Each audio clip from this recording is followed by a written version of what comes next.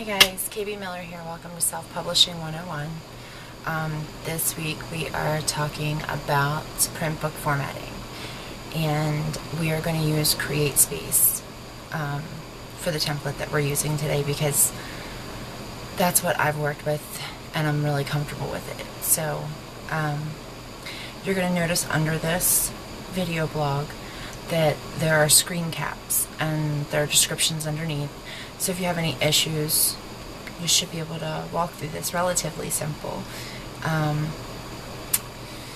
And of course, as always, if you have any questions, if something gives you a little confusion, don't hesitate to shoot me an email or at kbmillerauthor@gmail.com. You can reach me via my website, www.kbmillerbooks.com, Facebook, or here on the blog. Don't forget, you guys can also ask Jen. She's your other host, and she knows just as much as I do. So, grab one of us if you're having issues. If we don't answer right away, guys, please remember that we are authors, and we do have a lot going on as well. But we're trying to make sure that we can get as much help out there to you guys as possible. So please bear with us. Okay. Did you guys like that Jen's son said hi in the last video? I love that little man. He gets on the phone with me and he sings because I'm Auntie Kim. It's awesome. Okay. First of all, you're going to log into CreateSpace. Let's get on with the lesson here. Because I can babble, and I'm already going to promise you this is going to be a long video because print format takes some time. If you have not created an account on CreateSpace already, please do so.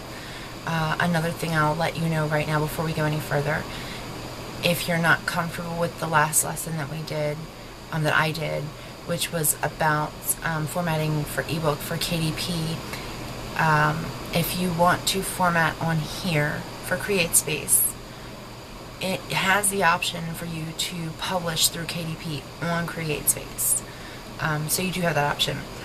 I'm sorry, I've got a really bad cold and I'm just like, I can feel the sneeze coming on. And you guys don't need to know this, but in all honesty, it's 3:19 in the morning. The life of an author, it never stops. So you can publish on for KDP via CreateSpace if you choose to. I want to go into, first things first, you need to create your account.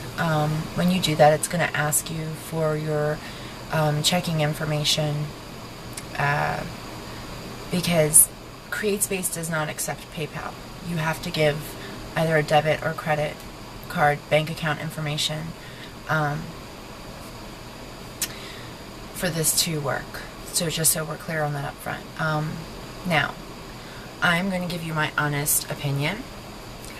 Yes, there are fees attached to this. You do not pay any fees until your book is ready to publish. There are fees for an ISBN number.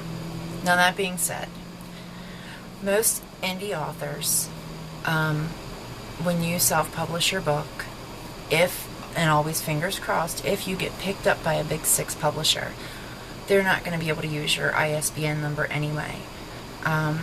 So I don't find it necessary to purchase the ISBN numbers when CreateSpace offers them to you for free. So that's my suggestion to you, is to do it for free. Now, there is expanded distribution, which makes your print books available in more locales. It does not make your print books available in bookstores. That's another horse of another color, as they say. And I will get into that in another video blog for you guys. But for expanded distribution, it puts it into other outlets via the internet. And I always, for my novellas, I don't do that because I had never intended for the novellas to go into print, but a lot of the fans cried for it, so I did it. Compulsion did go through expanded distribution. And as a matter of fact, Compulsion will be going through Lightning Source this summer, which is how you can get, and again, it's not a guarantee, but this is the step you take to get your books into the bookstores, into the major chain bookstores. And I have Lightning Sources link on the blog here so that you can click over. It is an extenuating it will take you a long time to sign up for Lightning Source, to get all the paperwork done. It really is a horse of a different color than CreateSpace. CreateSpace is very user-friendly. Lightning Sources as well, but it's more in-depth and with good cause, because that's the outlet that you would go to get your books in a store. So, like I said, we'll get into that again later. We're going to do this, just CreateSpace today. I did also put the link to Lulu.com up there because I know that some other authors really like that distribution, the print on demand. I have never used it, so I couldn't tell you. I've used CreateSpace. Okay, so we've created our account. First thing we want to do is we're going to add a new title. And when you look once you click the button to add a new title, if you look under this blog, I have screenshots of all of this for you guys. I wanted to make sure it would be really, really simple, so you would understand what we were doing.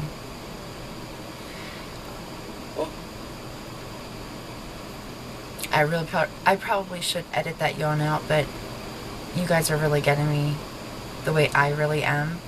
I know that on Facebook during the day and stuff, I try to be hyper for everyone, but normally I'm just this very calm person. And no makeup, hair pulled back in a scrunchie, and my son's, team's sweatshirt on, so that's usually how KB rolls. Okay, so the first thing you're going to see when you pull up, it's going to say, tell us the name of your project. That's the name of your book. So you need to put that in there. And once you do, underneath of it, it's going to say to you, for your setup process, do you want a guided setup process or an expert? Now, I'm giving you the instructions for an expert. However, if you choose guided, it will guide you right through it. That's why I'm saying it's very user-friendly. If you choose to just try to go about this on your own, this is what I'm for. That's what I'm here for. Okay, so again, this is for the expert. Once you click that, it's going to ask you for your title information, your subtitle, primary author, any contributors. If this book is part of a series, the series title, the edition, which if this is the first time publishing, it would be your first edition. If it's the 10th time publishing, it would be your 10th edition. It's really simple. The language, what language it's going to be available in, your publication date. These are very, very easy things that you would have to answer. Then it goes to the ISBN number, and it can be a CreateSpace ISBN assigned number, or enter your own. And I know that there's a couple of places that people go to buy ISBN numbers by the lots, like they'll buy like 10 of them at a time. And like I said, if one of the big 6 publishers came and picked me up now, they wouldn't be able to use my covers or my ISBN numbers. They're going to change all of it.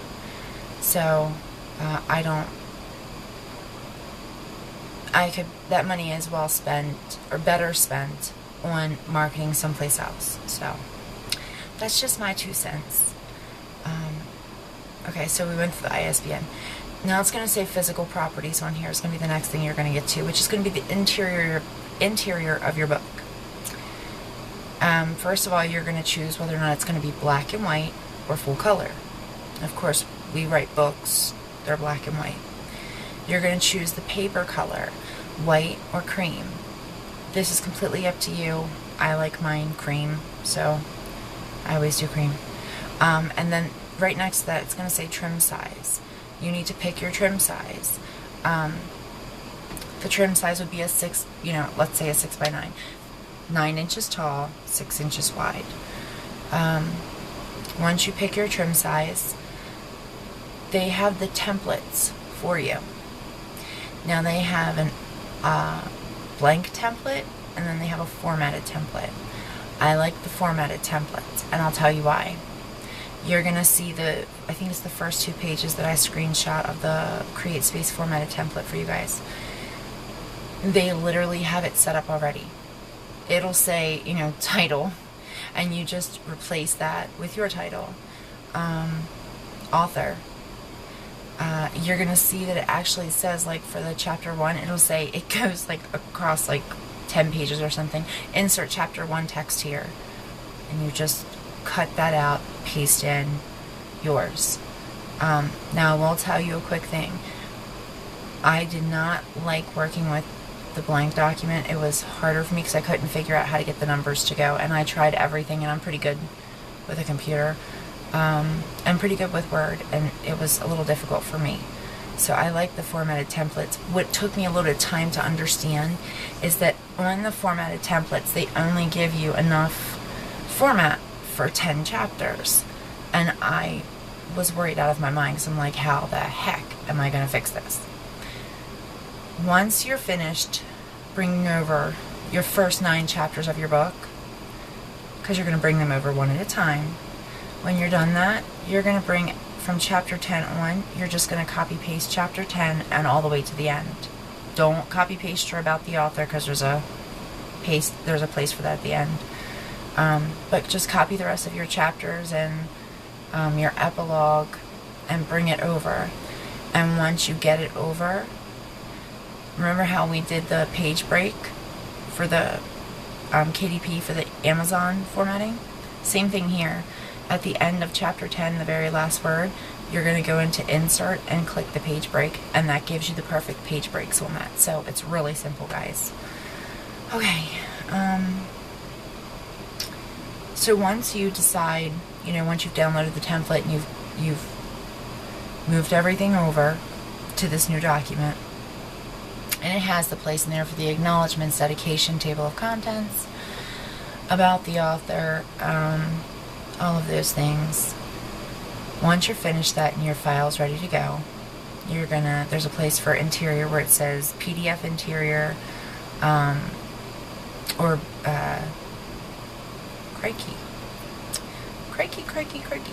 or browse for a file. Okay, the Word file. So browse for the Word file, find it, and upload it. And then what's going to happen is it's going to go through an auto-vetting system, kind of like Smashwords does. It's going to tell you if there are any issues. When it comes back, and if it tells you, okay, this page needs to start a page later because all first chapter pages or the first page should start on the right, and you're just going to move everything down a page or up a page. It's really simple. You just pay attention to what the auto-vetter issues are. And if you do the formatted, you really won't have to worry about the gutters and the bleeds on the interior document because it's set up for that anyway. So, but just follow it. Make sure that on top of the document, there's going to be a place for you to change and put your author name on one side and your book name on the other. So make sure you get those in there. They're called your headers and your footers. The pages will number themselves automatically with the formatted document, so you don't have to worry about that. If you don't want the table of I don't like the table of contents page. If it was for a chapter book, for a young child's chapter book, something like the Magic Tree House or things like that, I think those are good. But for adult books, I just never understood a chapter, like a table of contents. I don't get it. Not for a fiction book. If we were talking about something that was like a recipe book or something, that would be helpful, but not for a fiction book. And that's what I'm gathering that you guys are using this for.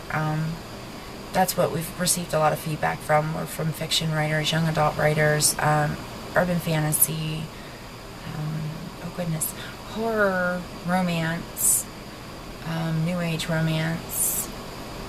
I'm trying to think, there was one more that I think it was like a how-to. They were going to do a how-to fix it or something manual, and they've been watching the Self-Publishing 101. So hi and welcome back. Okay, so let's get back onto the train of thought here. Anyway, so you're going to upload your document. Once you do, it's going to go through the auto vetting system. When it does, it'll let you know what's wrong, and it'll tell you what you need to fix. Very simple issues, and you'll be able to handle those yourself. Okay, now we're going to get to the cover. Now, on CreateSpace, there are a couple different ways that you can do this. They have cover templates. Most of us, when we write our books, we have the perfect cover in mind. I know for mine, I'm like Regina, because she does amazing covers. Her covers are like out of this world. Although the one that just came out for Once Upon a Zombie Apocalypse, I actually did that cover. I've been getting like a lot of compliments today about that because it's kind of like a comic book cover, graphic novel sort of cover, and everyone loves it, and that was my artwork, so I was really excited. But there's a couple different ways that you can do this for covers. If you have someone that's doing it for you, they're going to give you a PDF file to upload. Now, before they can give you that PDF file to upload, you have to tell them how many pages in the print book that it is, which means you have to upload your interior, get your document ready to go. So you know exactly how many pages it is, because that determines the spine of your book. So that number is very important. They need to know what size trim your book is, if it's 6x9, 5x8. See where I'm going with this? And then they also have to know how many pages are in your book, not just how many pages that you have print on. And CreateSpace, when it's finished, it'll tell you how many pages your book was. Like, your pages for as far as the story goes could be 294. But in all reality, when you're done, after the table of contents, the dedication, the acknowledgments, the about the author, the this, and that, it could be 310 pages. So look on CreateSpace, they will tell you, and give that number to your cover designer if you have someone designing your cover. And 99.9% of these cover designers know this because they're on their game. If they don't know this, then maybe you might want to go to another cover artist. Just maybe. Okay. Again, guys, it's 3:30 in the morning, so I apologize. If you're going to go through and create a cover, like some people will create their own front cover, CreateSpace does offer where they make the spine and the back. It's like a preset template in there where you can just upload the front cover, and then it'll have the spine done for you. So you just type your name and the book's name, and on the back you can put your picture and the blurb of the book and things like that. So it's really, really simple. Really simple. Okay. So once you've done the cover, once you've uploaded the interior and you've done that, it's past AutoVetter, and then you've uploaded the cover and it's past AutoVetter, you're going to submit these for review. It's going to take probably like 24 hours, and they'll come back and tell you if your files are ready for print, or if if they experienced an issue. It could be that if you have a cover artist doing it and they don't know to put a 0.125 bleed around it, around the edges of your cover, that could throw things off. If you have someone who's doing an entire full wrap for you and they don't know that there needs to be a 0.125 bleed, there's like a combination for the cover. It's the width of the cover, which, let's go with the 6x9. It would be 6 plus 0.125 plus the width of the spine plus 0.125 plus 6 again, because when you open your book it goes this way, so it's 6, 6. Each side gets a 0.125, and then that size of the spine. So you have to make sure that that's on target, and if it's off, it will throw everything off. So you submitted your files for review, and let's do this for happy thoughts, because trust me, I've had a couple of them that have come back and I'm like, what? Any little thing can throw these off. Let's say that it's gone through past AutoVetter and you're good to go. Now it's time for us to decide the distribution. So you're going to have to give the blurb, which is your description. You're going to have to give your BISAC category, which is what category your book is in, what book the language is in, the country of publication. Then you're going to put in some search keywords. And everyone keeps asking me, like, KB, what do you think are good search keywords? And it really depends on what book you're writing, because Let's do the moon. I'll do the Moon Coven as example. For the Moon Coven keywords, I put in the Moon Coven series, the name of the book, so let's use compulsion. So I put in compulsion. I put in KB Miller. I put in witches. I put in vampires. I put in ghosts. I also put in Maryland because the book is based in Maryland. I put young adult, paranormal romance. What else would I put in there? Young adult fantasy, urban fantasy. So things like that. Those are like your keywords, because what's going to happen is if they come into CreateSpace and they're pulling this book up, or if they go in and put in a keyword, and let's say they put in vampires, well, your book could come up the same as Stephanie Meyer's book would come up if her book was on. Okay, since my battery died, I took off my sweatshirt. I had to wait a little bit to charge it up to get back on here with you guys. Okay, so what we were talking about before is once you've uploaded it, you go through and you're going to fill out all of the information, your description and all of that, and then we're going to move into the expanded distribution. That charge is $25. I recommend that you pay it and that you utilize it because it is very helpful. I went through the keywords for you guys already, and the only other thing, once you do all this and you submit it for review, they're going to come back and let you know yes or no if you need to make any changes, what they are, blah blah blah, that whole thing. Aside from that, it's really simple, step-by-step instructions that I've already given. I'm going to make a suggestion to you guys just because this seems to work for me and it seems to work for other authors that I've talked to before we started doing Self-Publishing 101.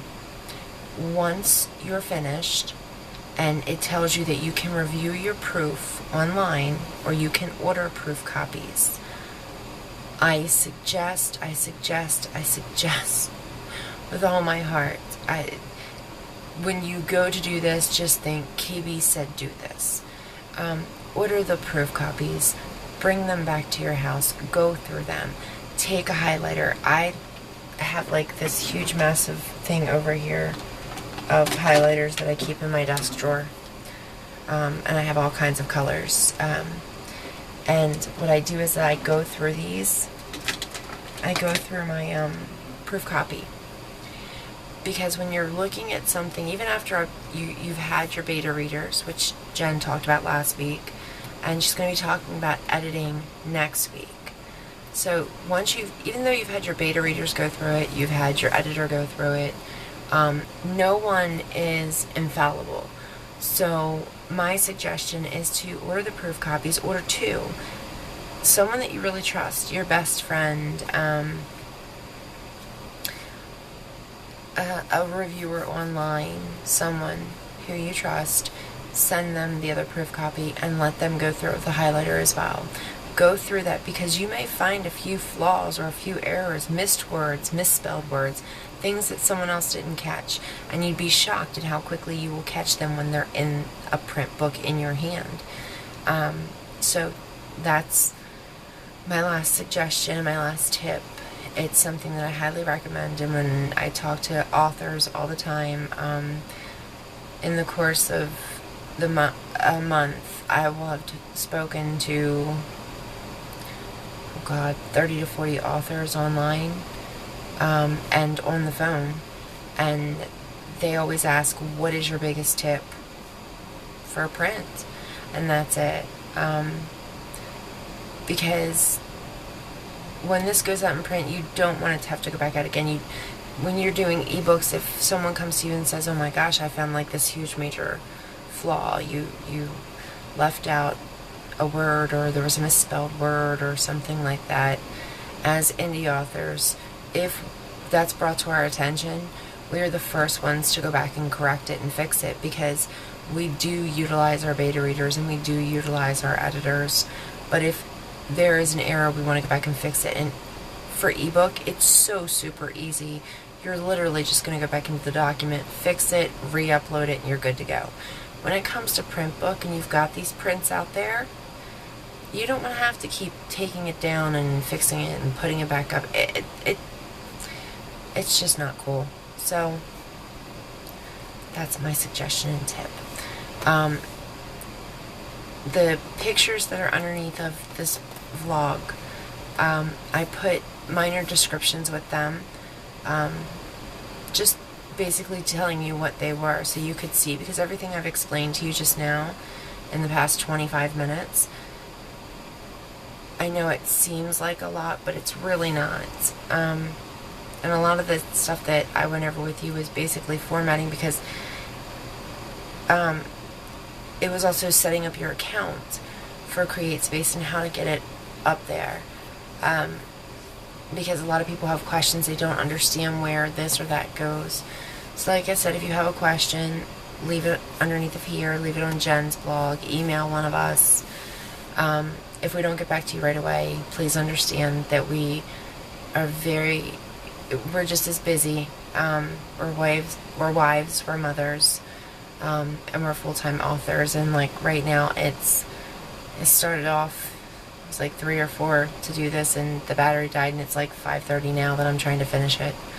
So in the morning, I have not been to sleep yet at all, and I'm sure you can tell from the bags under my eyes, but I wanted to make sure this was done for you guys.